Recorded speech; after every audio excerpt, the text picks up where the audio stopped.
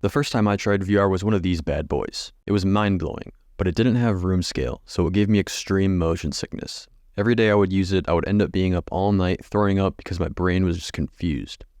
The first time I tried room scale VR was about 8 years ago at a mall VR arcade. I paid $20 to play 15 minutes of Arizona Sunshine. My brain was blown away. Everything was right there in front of me, and it caught me off guard on how big everything seemed.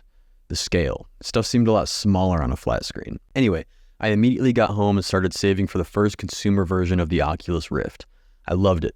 Robo Recall, Super Hot, Beat Saber, Pavlov all felt amazing to play, and I racked up the hours.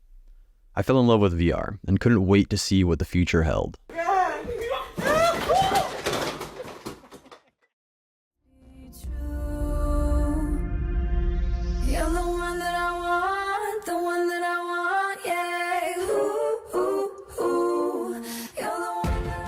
The Valve Index was announced, and the early stages of what would become Boneworks.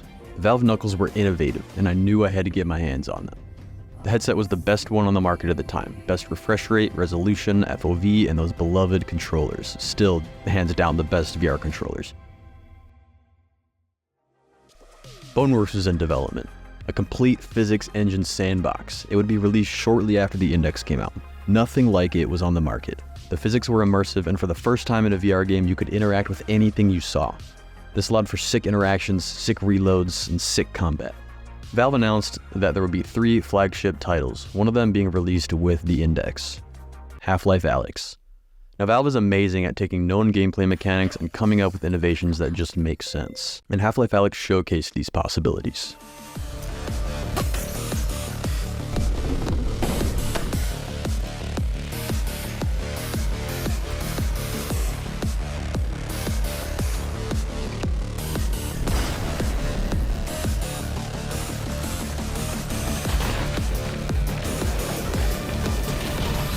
Both Boneworks and Alyx were built with the Knuckles in mind, and to this day is probably the coolest gaming experience I've had.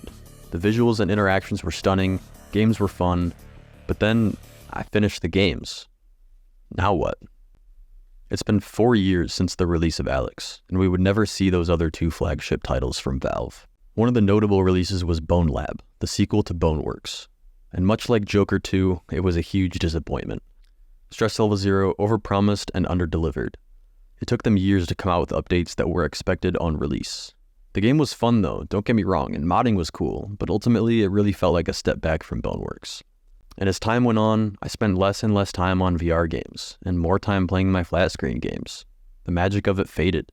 Scary games weren't scary anymore, and good physics just felt like the standard, and a lot of games are missing that. The process of setting it up and taking it down every time I wanted to play became tedious, and just didn't feel fulfilling anymore. The games became stale, and studios stopped innovating. Gary the Goal literally destroyed my VR.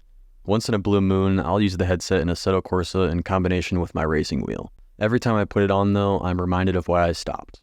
With the awe factor gone, it became harder and harder to rationalize keeping a hot, heavy, sweaty headset on my face for extended periods of time.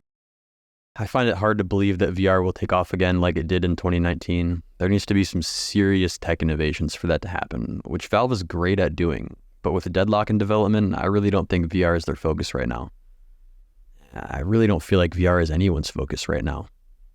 I'm just waiting for a good enough reason to put it back on. Now, my headset just sits in the corner of my room, not touched, collecting dust.